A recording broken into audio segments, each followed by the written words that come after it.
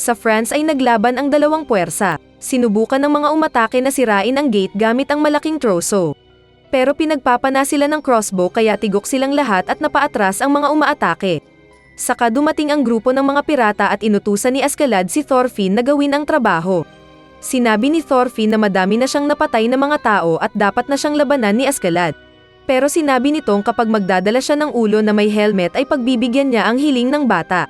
Pinuntahan ni Thorfinn ang kampo ng mga umaatake pero pinapaalis siya ng mga gate guards. Kaya tinutukan niya ang isa gamit ang patalim saka sinabing isa siyang messenger. Nakausap niya kalaunan ang boss ng mga kawal na matako sa karne. Sinabi ni Thorfinn ang mensahe na tutulong sila kapalit ng kalahati ng spoil. Ayaw sana ng boss pero sinabi ni Thorfinn na kung tatanggi sila at papatayin ang bida ay may dagdag 100 na kalaban ang mga sumusugod. Kaya napilitan din ng boss na pumayag sa deal. Saka nagpalipad ng umaapoy na palaso ang bida para malaman ni Askeladd na close deal.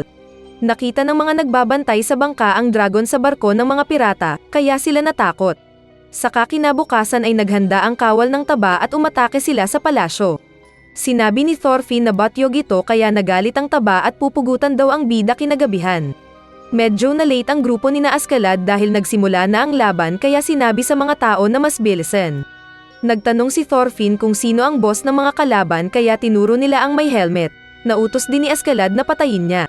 Kaya mabilis siyang sumugod, pero inakala ng taba na tumetakas siya kaya pinatamaan siya ng palaso pero hindi nataman. Kasabay nito na lumabas sa mga puno ang mga Viking pirates na buhat-buhat ang kanilang mga bangka. Kaya takot na napadapa sa lupa ang taba at right hand nito. Samantala ay tumalon si Thorfinn sabay bitin sa pader. Nagbangka ang grupo ni Askeladd patungo sa base ng kalaban pero nataman ang isa nilang kasama dahil sa mga crossbowmen. Pero dahil nakarating na si Thorfinn sa depensa ng kalaban ay inistorbo niya ang mga ito. Inatake siya ng isa pero pinutol niya ang kamay saka inagaw ang espada. At gamit ito ay pinatay pa niya ang mga umatake sa kanya na walang laban. Mabilis din siyang nakarating sa kinaroroonan ng general at walang hirap niyang pinutol ang ulo ng naka-helmet. Pero nahulog ang ulo sa tubig na agad din niyang tinalon dahil ito ang pakay niya. Sinamantala ng mga Viking pirates ang paglanding sa lupa at pinagpapatay ang mga sundalong maabutan. Kasabay din nito ang pag-atake ng grupo ni Taba sa gate ng palasyo kung saan lumipad ang isang nataman ng troso. Ngunit nagulat sila pagpasok dahil wala na silang naabutan na buhay dahil pinatay na lahat ng mga pirata ang kanilang kalaban. Sa isip-isip ng matabang boss ay ayaw niyang paalisan ang mga Vikings dahil alam niyang babalik ang mga ito balang araw at kakalabanin sila. Kaya binalak niyang ambush-in ang mga ito sa dinaanan nilang talampas. Pero isang kawal ang dumating na nagsabing nawawala ang kayamanan na pakay nila. Nakita nga nilang walang laman ang treasure room. At sa labas ay pinakita ang mga masayang pirata dahil marami silang nakulambat na kayamanan. Kahit nagagalit ang matabang boss ay wala itong magawa at nasabi na lang niyang na-scam siya ng mga bida. Sinabi ni Askeladd na umalis na sila kahit wala pa si Thorfinn dahil baka patay na ito. Ngunit biglang naitapon ang ulo ng general sa bangka at dumating ang bida. Inilabas ni Thorfinn ang espada at muling formal na hinamon si Askeladd ng duel na tinanggap nito. Pero inatake sila ng grupo ni Taba kaya agad silang tumakbo. Samantala ay nagmeeting ang mga bantay ng bangka ng kalaban na hindi na sila takot sa dragon. Pero nang makita nila ang bangka ng mga Vikings ay muli silang nanginig. Naglayag ang mga Viking pirates sa ilog at kahit talon ay nagawa nilang malagpasan. Hanggang payapa silang makarating ng dagat. Masayang umuwi ang mga Viking pirates at nakita ang bayan ni Gorm kung saan sila nagbebenta ng loot. Maliban lang kay Thorfinn na seryoso pa rin. Marami silang kayamanan na naiuwi at maraming chicks ang sumisigaw kay Askeladd dahil sa marami niyang kayamanan. Sinabi ni Gorm na tumaas daw ang karne ng baboy at presyo ng beer. At kunwari nagkukompute ito ng magagastos ni Askeladd. Pero nang sinabi ni Askeladd na magbabayad siya kapalit ng pagkain at inumin ng mga tao nito ay sumaya ang mukhang pera. May isang slave girl si Gorm na binili niya ng mahal dahil anak mayaman ito. Pero pabagal-bagal daw ito sa trabaho kaya walang silbi. Sinabi ni Askeladd na palitan niya ang approach para maging kapaki-pakinabang kay Gorm ang babae. Kalaunan ay nagtipon ang mga tao para manood sa duel ni Thorfinn at Askeladd. At ang ginawa nilang referee ay si Gorm. Casual na nagsasalita si Askeladd nang umatake bigla si Thorfinn na mabilis ding inilagan ng matanda. Napatalon palayo ang bida dahil sa pagwasiwas ni Askeladd ng espada nito. Nasabi naman ni Bjorn na mas gumaling si Thorfinn sa pakikipaglaban. Muling mabilis na umatake si Thorfinn at nagawa niyang mapabitawan ni Askeladd ang espada nito na nahulog sa lupa. Ngunit muling napaatras ang bata nang hawakan sana siya ng matanda. Kinuha ulit ni Askeladd ang armas at nag-isip ng paraan kung paano matatalo ang bida. Kunwari nakalimutan nito ang pangalan ni Thors na pinaalala ng bida. Saka sinabi ni Askeladd na binitawan kasi ni Thors ang armas nito kaya siya namatay para lang iligtas ang isang bata. Kaya galit na nawala sa focus si Thorfinn na umatake. Kaya madali na lang siyang pinatid at pinatumba ni Askeladd at pinatulog. Saka inutusan nito si Gorm na gusto niyang kumain ng karne ng tupa. Habang nagkakasayahan ang mga pirata ay nasa barko namang mag-isa si Thorfinn para bantayan ito. Masayang kumakain si Askeladd nang lapitan siya ni Shaggy at pinuri sa galing nito. Napatanong siyang baka traidorin siya ni Thorfinn habang tulog. Pero sinabi ni Askeladd na honorable man daw ang bida. Nakita nila ang kawawang alipin na pinapalo ni Gorm. Kaya nasabi na lang ni Askeladd na hindi lang alam ni Gorm na siya ay alipin din ng pera. Sa bangka ay naalala ni Thorfinn ang mga bilin ng ama na hindi dapat siya maghiganti. At nang hahawakan siya nito ay nagising siya at bumunot ng kutsilyo. Pero ang alipin na nagulat pala ang dumating. Binigyan siya nito ng pagkain para hindi magutom. Inakala ng babae kung alipin din si Thorfinn. Pero sumagot ang bida na isa siyang mandirigma. Sinabi ni Thorfinn sa babae na kung nais nitong makalaya ay patayin si Gorm at ng iba pa na nais siyang pakialaman. Pero hindi daw kaya ng babae. Saka napatanong siya kung saan naman siya pupunta kung sakali.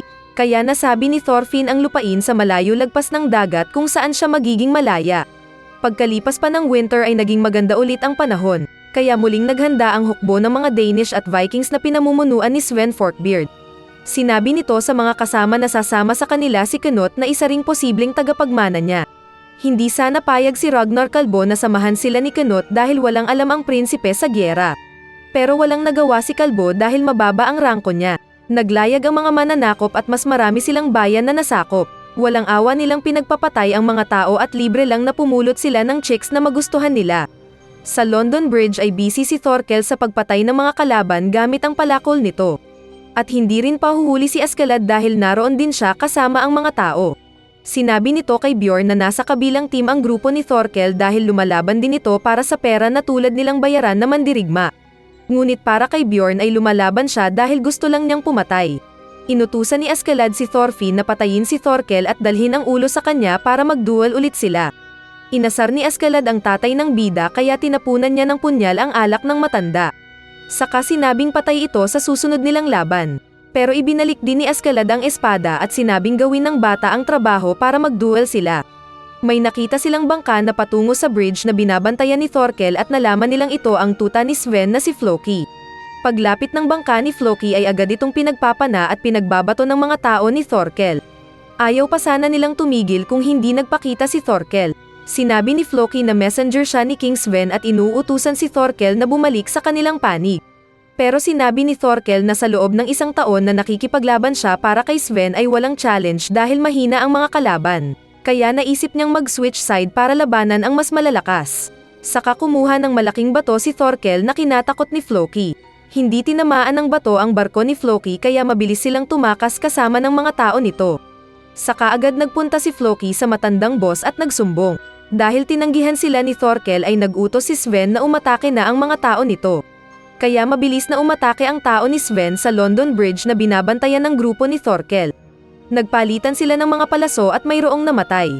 Nakalapit ang mga nasa bangka at sinubukang putulin ang poste ng pier. Pero dumating si Thorkel hawak ang napakalaking troso at masayang hinagisan ang bangka ng kalaban. Paulit-ulit niya itong ginawa hanggang lahat ng dumating na iba ay nadisgrasya. Naghamon si Thorkel ng mas malakas na kalaban kaya dumating si Thorfinn at ang grupo ni Askeladd. Kinontrol ni na Askeladd ang bangka samantalang mabilis na tumalon si Thorfinn patungo kay Thorkel na sinubukan siyang hampasin ng malaking troso. Pero nakailag ang bida ng ilang beses sabay labas ng armas nito. Aatake sana ang mga tao ni Thorkel pero sinabi ng Goliath na one-on-one lang sila ng bida. Sinuntok ni Thorkel ang bida pero mabilis itong umilag sabay sugat sa kamay ni Thorkel. Dahil sa lakas ni Thorkel ay nasa Ira ang sinusuntok nito at alam ni Thorfinn na tigok siya sa ilang suntok lang. Target ni Thorfinn ang mga kili-kili at leeg ni Thorkel, pero mataas ito at nahihirapan siya. Pero umatake pa rin ang bida kaya sinipa siya ng giant. Nakailag si Thorfinn at sinaksak sa leeg ang giant, pero nakasangga ito gamit ang palad. Dahil nahuli ng giant ang bata ay nagawa na niya itong ibalibag ng maraming beses. Nakita ito ni Ascalad at ng iba, tapos sakto pang tinawag na silang umatras ng kanilang hari. Kaya iniwan nila ang kawawang Thorfinn na ginagawang basahan ni Thorkel. Akala ng giant kung patay na ang bida. Pero bigla itong gumalaw at naputol ang dalawang daliri ni Thorkel. Dahil sa tapang at galing, ay napatanong si Thorkel Okol kung sino ang bida. Sinabi ng bata na galing siya sa Okol ni Thors kaya nagulat ang giant. Magtatanong pa sana ito pero tumalon na si Thorfinn sa tubig at lumangoy palayo. At hinayaan na siya ni Thorkel na makatakas para magkita silang muli. Dahil hindi nagawang makugkob ng hukbo ni King Sven ang London Bridge ay sinabi niya kay Floki na magpunta sila sa ibang bayan na mas mahina. Mag-iiwan muna sila ng 4,000 tao para ipagpatuloy ang pagsalakay sa London Bridge hanggang ito ay ma-falling down. At pamumunuan ito ni Canute. Hindi sana payag si Ragnar Kalbo dahil mahina si Canute sa laban lalo na at mahilig lang ito sa pandesalsal. Pero sinabi ng hari na responsibilidad ni Ragnar na samahan si Canute. Nakita ni Thorkel at mga kasama nito ang pag-alis ng mga kalaban kaya nagsaya sila sa pagkapanalo. Pero ayaw ito ni Thorkel dahil nais pa niyang makipaglaban ng patayan. Samantala ay nakaligtas din si Thorfinn at nakita siya ni Ascalad.